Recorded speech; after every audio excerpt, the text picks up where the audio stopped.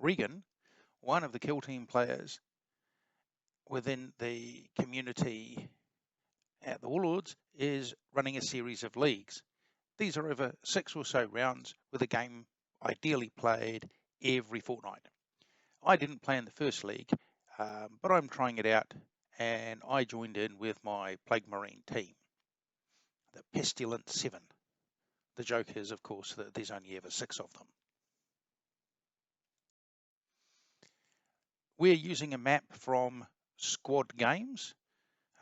This also needs one of the components from one of the ITD upgrade or follow-on sets.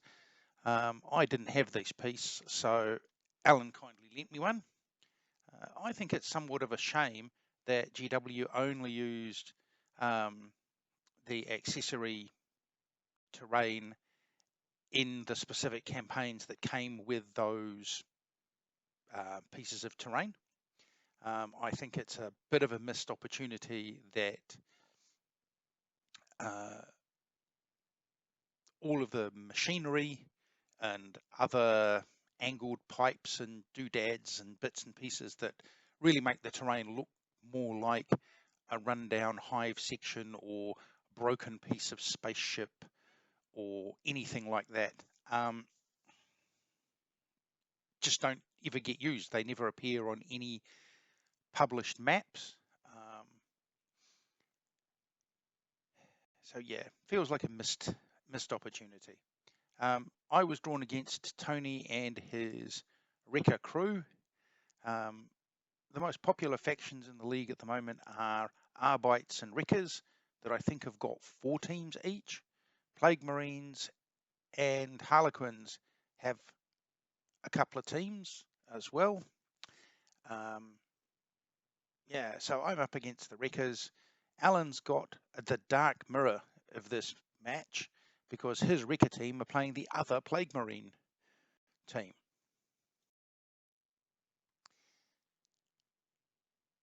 I was, of course, totally prepared, having never played Wreckers and not played on ITD in 3rd edition.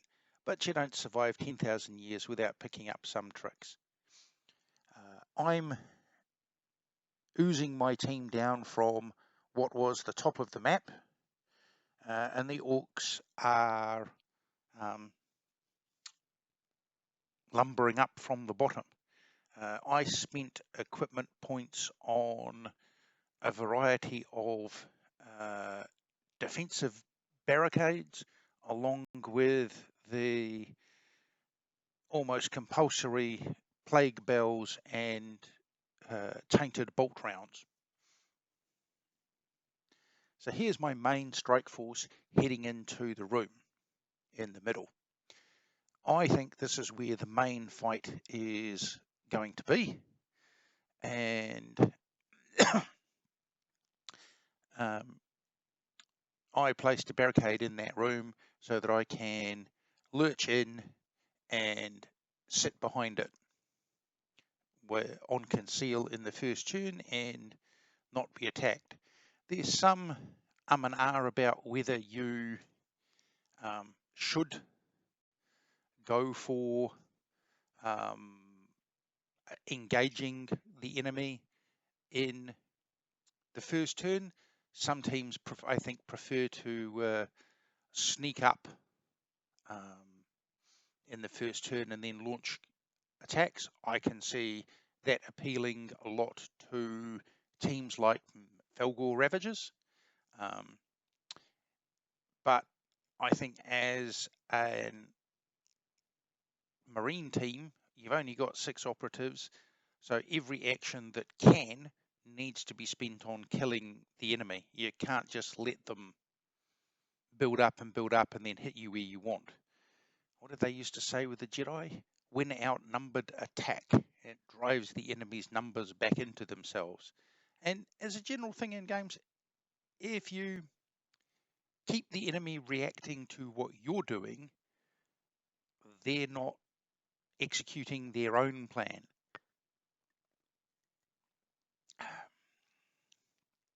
The heavy gunner didn't make the cut. The Wrecker Orcs have 12 wounds The heavy gunner only gets 1 shot per turn and has a relatively short range gun. The gunner is also one of the weakest close combat operatives, only having fists, and I think there'll be quite a lot of up close and personal work going on.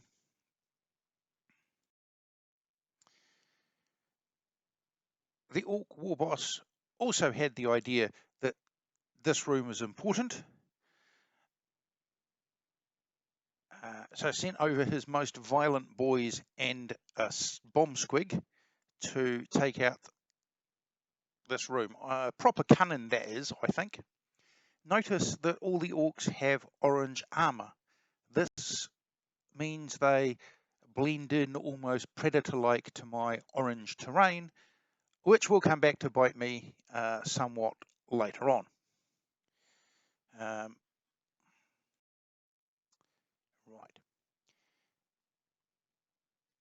The orcs won initiative and took the first turn. I didn't mind which way it went. If I moved first, I would have got another counter action.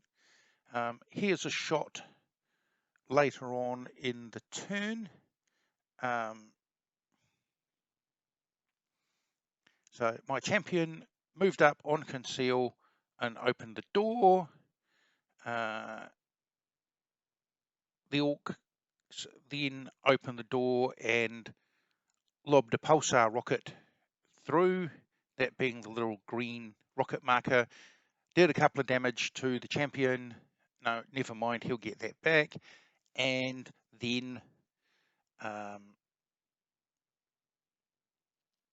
slowed everybody down and made them, anybody within 2 inches of it, -1 to hit. So, joy, the orc version of Contagion, I guess. My icon bearer moved up and opened the hatch, much to the surprise of the orc fighter who'd been leaning on it from the other way. We were outside of control range of each other, but the orc could have initiated a hatchway fight if he had any APL left. My Plague Sorcerer moved over and Plague Winded the orc in the doorway and the squig behind him. The orc took some damage and was poisoned. However, the squig dissolved. The Sorcerer followed that up as a counter action with an entropy spell, and this left the orc seriously wounded and poisoned and stuck in a doorway.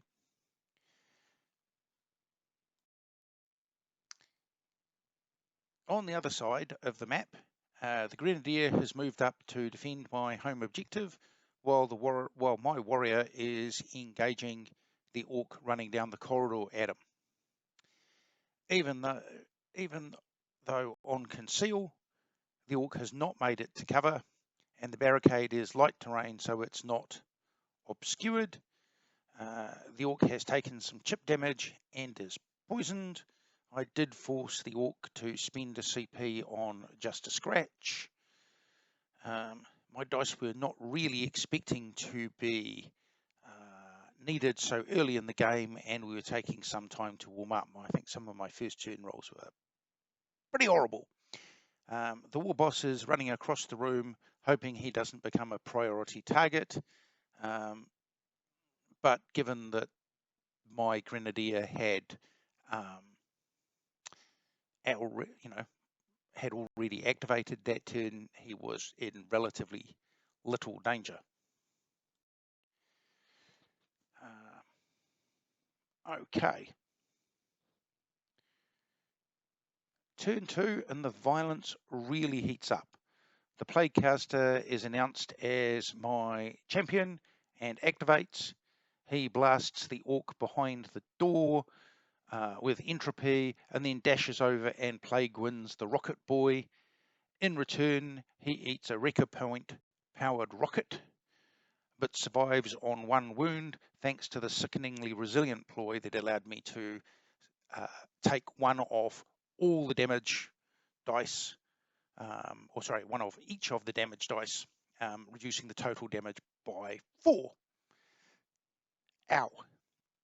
The Rocket Boy then staggered into the room, the pint of engine oil he consumed allowing him to shrug off the effects of being injured.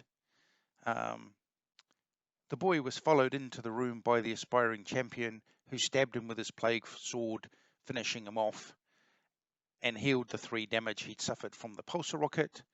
That also got me control of that objective for this turn. So we turned on the transmitter. Now we just needed to hang on to the console till the end of the turn. Then the main event. 2 steel-clad fists of the Breaker Boy Crusher versus the Rusty Cleaver of the Plague Marine Fighter. Both sides were -1 to hit due to contagion and the pulsar aura. After rerolls and record points, the Crusher had 2 crits and 2 hits, and the Plague Marine 2 crits and 3 hits. Both weapons were brutal and shock. The Crusher went first and landed a crit, and taking one of the normals away, the Fighter struck back, landing a crit. The Crusher landed a second crit, and then the Fighter used his second crit to parry the last Crusher's hit, and still had 2 normal hits to resolve, which was enough to kill him. So winner and still champion, the Plague Marine Fighter, although feeling that one because he's down to 3 wounds.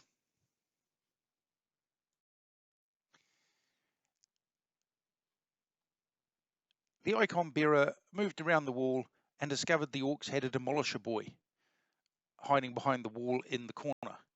I told you earlier about the orange armor perfectly blending into the walls. Well, that model was hooked up against the walls and looking over the table was there. So I said, okay, I'll shoot him. So I shot him with his rusty bolt pistol and did some damage on him and a poison token. The demolisher then charged over and detonated his hammer with a critical hit. The boy was killed in the explosion, and the Plague Marine went down to 1 wound. That's half the Plague Marines sharing 5 hit points between them. Ow.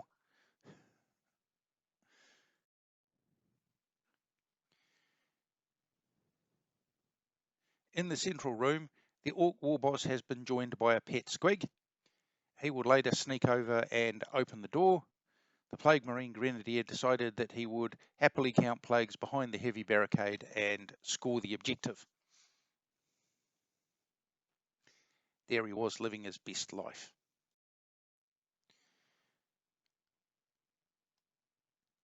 Turn 3. The Orcs won initiative. The Orc War Boss made his move. He dashed into the room and opened fire.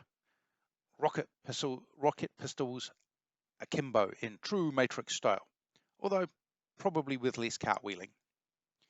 He killed the 1 wound icon bearer with 1 shot, and then used the extra blast ploy to increase the blast range to 2 inches, and then shot at the champion. However, that rocket was a bit of a dud. The champion took some chip damage, and the fighter took none. Striking a pose, the War Boss then went on guard. The aspiring champion, who was also the champion this turn, then charged the War Boss. He absorbed a concentrated rocket barrage on the way in and arrived on 2 wounds. However, having made it to combat, he got to slowly stab the War Boss to death, who can't retaliate until the end of that operative's activation. After a good stabbing and healing the entitled 3 wounds, the aspiring champion booped the button. He was then charged by the squig. The squig failed to bite the aspiring champion, but after a good stabbing, exploded spectacularly. That's 3 critical hits, you say? Unless I throw 3 6s, it's a splat. Well, it was splat. However, the champion had netted me 2 VPs for champion that turn.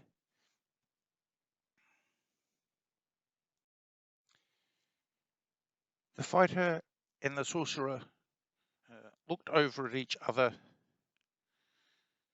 ready to storm in and take control of the room if needed. However, there were fortunately no more orcs to come. Fortunately. The Grenadier, still living his best life, in control of all the best of the real estate. Again, no more orcs.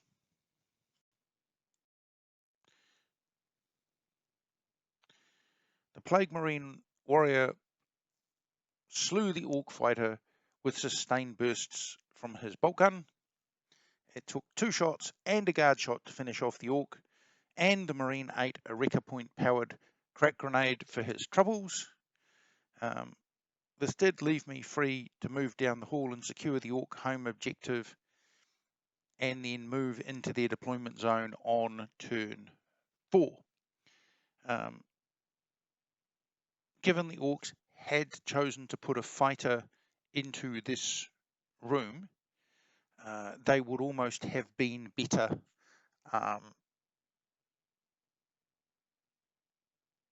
not trying to attack me and